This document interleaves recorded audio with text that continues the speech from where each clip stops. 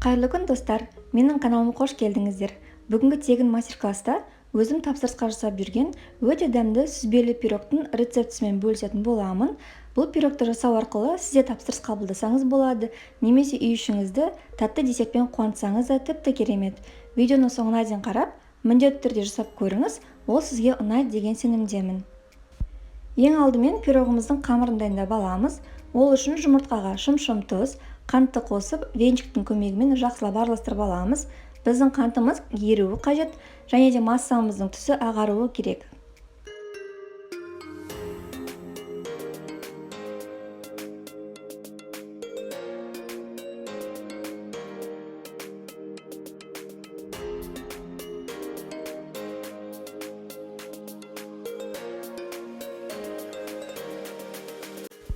Енді құрғақ заттарымызды дайындаймыз. Ол үшін ұнға қопсықышты қосып, осы ситаның ішінде бір араластырып аламыз. Бізге қазір ұн мен салқын сары майды ұсақтау қажет. Ол үшін мен осында ұсақтағышты пайдаланып отырмын. Ол маған уақытты үнемдеуге көмектеседі. Ал егер де сізде онда ұсақтағыш болмаса, сіз оның орнына пышақты пайдалансаңыз болады, немесе қолмен де ұсақтауға болады.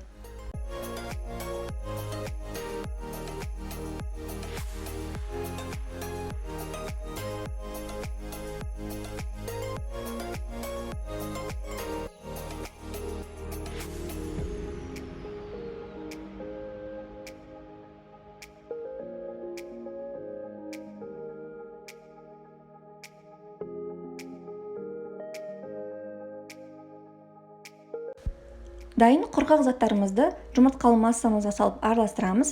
Мен осылай басында венчиктің көмегімен араластырдым. Сонан соң кішкене ауырлап бастағанда қолдың көмегімен қамыр жасадым. Бірақ қамырды елеп қажет емес. Тек қана бір үлкен қамық болғанша бір-біріне біріктіретін боламыз.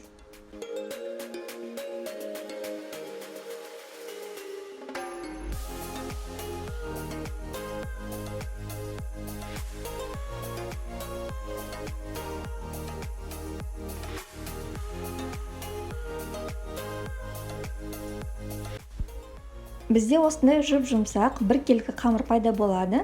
Енді осы қамырымызды целлофанға салып, тоңазытқышқа 40-50 минутқа жібереміз.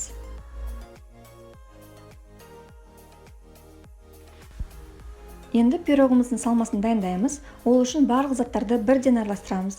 Жұмыртқамызға қантты, ванильді қантты, қаймақты және сүзбелі ірімшігімізді қосып, блендердің көмегімен езіп алатын боламыз.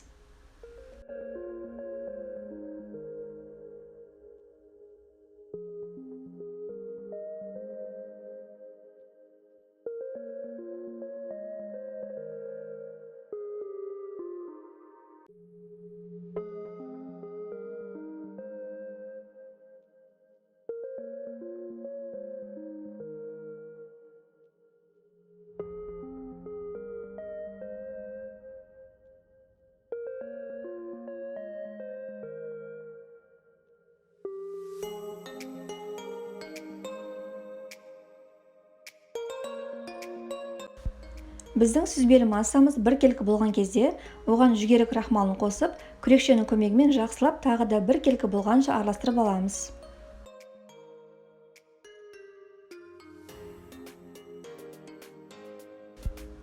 Бізде осындай кішкене сұйықтау масса пайда болады. Дайын қамырымызды формамыздың үстіне жайып шығамыз. Менің формамның диаметрі 24 см. Осылай видеодағыдай ең алдымен астыңғы бөлігін, сонан соң жан жағына жайып шығамыз.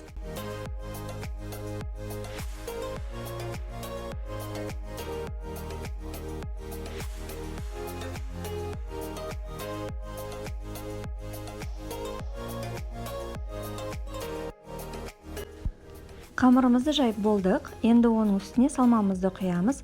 Және де өзіңіздің қалауыңызша мұздатылған жидектерді сәндеп, бір-бірлеп қойып шығуға болады. Бірақ мен олай жасаған жоқпын. Енді осы дайын пирогымызды алдын ала қызып тұрған пеште 170 градуста 35-40 минут пісіріп аламыз. Біздің пирогымыз дайын. Толықтай суығаннан кейін формасынан шығарып аламыз. Және де пирогтың шеттеріне қант ұнтағын сита арқылы сүйеп шығамыз. Енді осы суған пирогымызды тоңазытқышқа бір түнге қалдырамыз. Байқағандарыңыздай, пирогтың дәмді болған соншалықты, мен түсіріп болғанша үйдегілер жарты пирогты жеп тастады. Сіздер де міндетті түрде жасап көріңіздер. Сіздерге және жақындарыңызға ұнайтынына мен толықтай сенімдімін. Егер де рецепт ұнап жатса, менің каналыма тіркеліп қоюды, лайк басып пікір қалдыруды ұмытпаңыздар. Сіздермен болған Әйгерім.